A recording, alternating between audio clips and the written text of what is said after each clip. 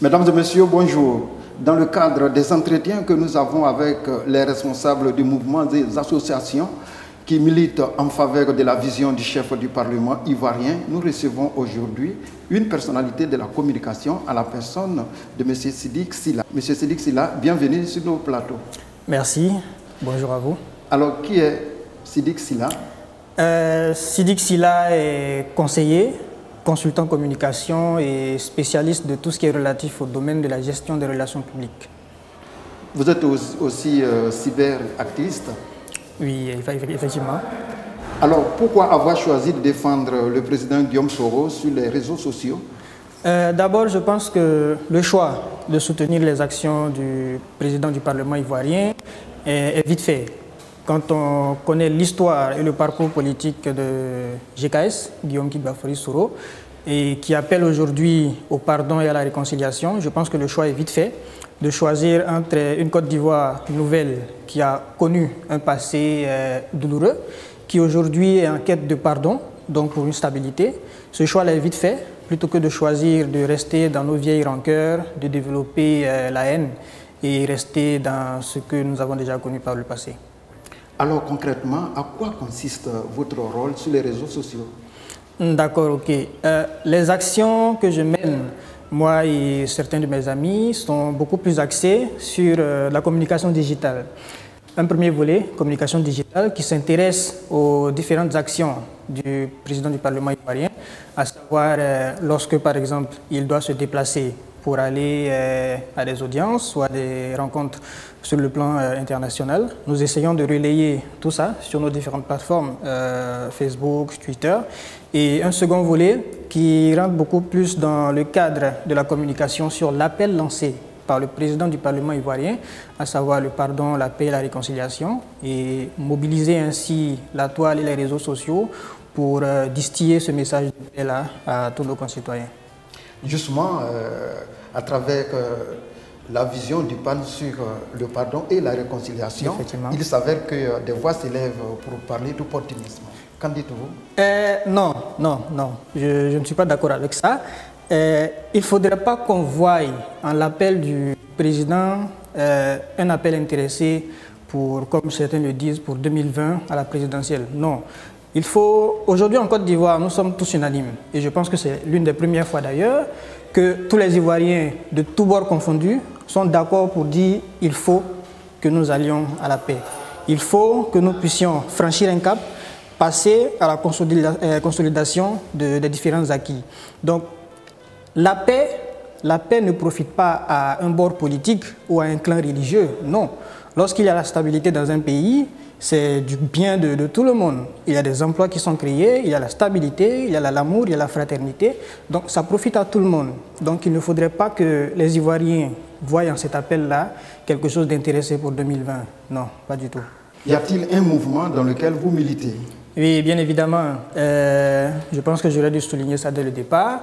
Je suis, en plus d'être communicateur, l'un des vice-présidents nationaux de la jeunesse de l'Union des Soroïstes, UDS. L'UDS qui d'ailleurs est dirigé par le président Marc Ouattara, que je salue de passage, et également la section jeunesse de l'Union des Soroïstes dirigée par M. Karamoko Yann. Donc voilà un peu. En dehors donc des actions sur les réseaux sociaux, est-ce que vous êtes aussi un homme de terrain? Oui, bien sûr, parce que le message de communication est beaucoup plus compris lorsque nous partons au contact de la cible. La cible, aujourd'hui, c'est la Côte d'Ivoire. Et comme je l'ai dit, de tous bords confondus. Vous convenez avec moi que tout le monde aujourd'hui n'a pas la chance, cette opportunité-là, d'être sur son smartphone, son téléphone, avoir accès à un bon débit de connexion et voir un peu tout ce que nous faisons comme action sur les réseaux sociaux. Donc, le plus important, c'est d'aller au contact de ces populations-là et essayer de leur parler de tout ce que nous faisons comme activité. Quels sont vos rapports avec les autres cyberactivistes? De très bons rapports. De très bons rapports parce que c'est une évidence. Quand on prétend vouloir parler de paix, de consolidation et de réconciliation, c'est évident que nous-mêmes, qui sommes les messagers, les porte-voix de cela, nous soyons unis. Donc nous avons de très bons rapports avec tous ceux qui sont dans le domaine du cyberactivisme. 3 mots pour définir Guillaume Kibafori Soro. 3 mots, je pense que je vais plutôt parler de 3 personnages.